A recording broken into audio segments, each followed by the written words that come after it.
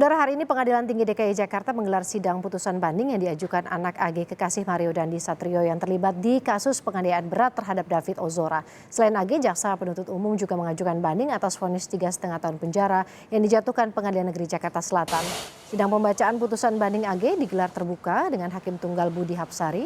Pengadilan Tinggi DKI Jakarta telah menerima pelimpahan berkas perkara pada tanggal 17 April lalu dari Pengadilan Tingkat Pertama. Mendasari Undang-Undang Nomor 11 Tahun 2012 tentang Sistem Peradilan Pidana Anak, Pengadilan Tinggi DKI Jakarta juga mempertimbangkan unsur-unsur kepentingan anak seperti halnya dalam menggelar persidangan dalam tempo yang singkat usai mempelajari memori banding.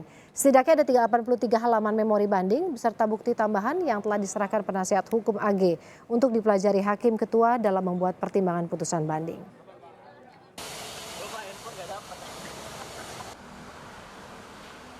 Kalaupun kemarin datang putusannya itu hanya sifatnya berkas perkara saya perbaiki. Kemarin masuk itu sifatnya lebih banyak mengkonfirmasi atau mengklarifikasi apa yang ada dalam putusan dengan apa yang dalam berkas, misalnya dalam berita acara persidangan. Saya kira sebenarnya demikian. Jadi tidak bisa terus dipakai satu anggapan bahwa itu belum ada 1 kali 24 jam. Tidak begitu sebenarnya. Itu pada dasarnya. Nah, kalaupun yakinlah, kalaupun hari ini diputuskan itu memang sudah benar-benar dipelajari oleh yang bersangkutan. Anak AG pacar Mario Dandi yang juga tersangka utama penganiayaan David Ozora sebelumnya divonis Pengadilan Negeri Jakarta Selatan dengan hukuman 3,5 tahun penjara. Putusan ini sebenarnya lebih ringan dari tuntutan jaksa yang menginginkan AG dihukum penjara 4 tahun. Anak yang baru berusia 15 tahun ini dinilai terbukti secara sah dan meyakinkan telah bersalah melakukan tindak pidana turut serta melakukan penganiayaan berat dengan rencana terlebih dahulu terhadap korban David Ozora yang juga merupakan mantan kekasihnya. Untuk mengetahui informasi selengkapnya kita segera bergabung dengan jurnalis Kompas TV ada Triksi Valencia di Pengadilan Tinggi DKI Jakarta. Triksi, selamat siang. Apakah putusan banding PT DKI Jakarta ini lebih ringan daripada vonis Pengadilan Negeri Jakarta Selatan, yakni 3 tahun 6 bulan penjara?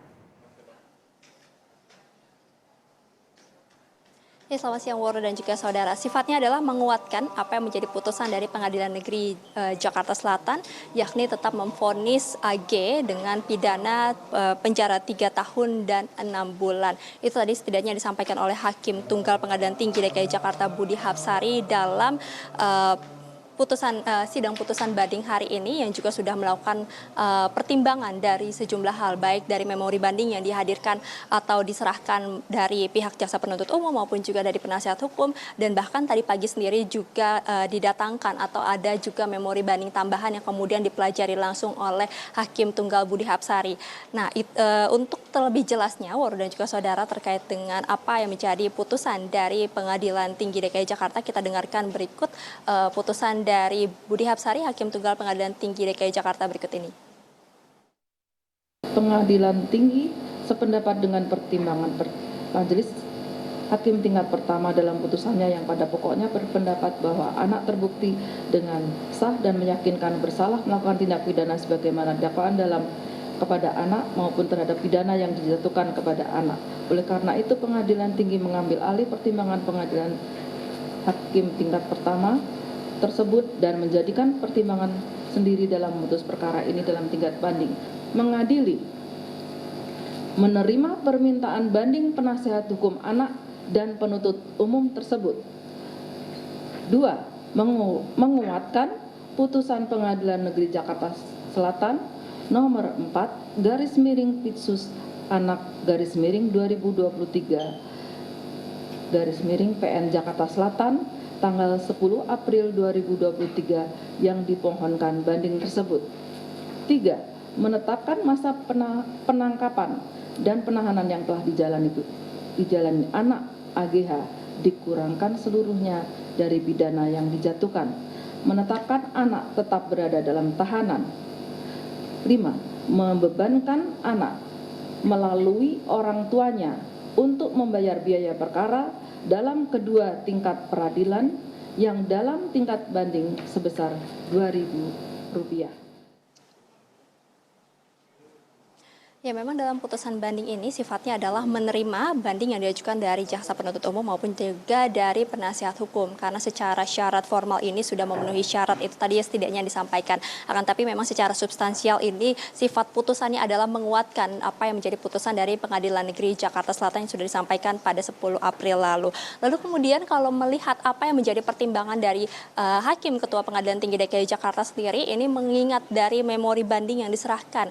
Saya akan coba jabarkan satu persatu, Woro dan juga saudara, dari poin memori banding yang diajukan oleh jaksa penuntut umum terlebih dahulu, seperti halnya yang dikatakan adalah Hakim Pengadilan Negeri Jakarta Selatan ini belum memenuhi tujuan hukum dan juga tujuan pidana itu sendiri, yakni terhadap putusan yang dibacakan oleh Pengadilan Negeri Jakarta Selatan.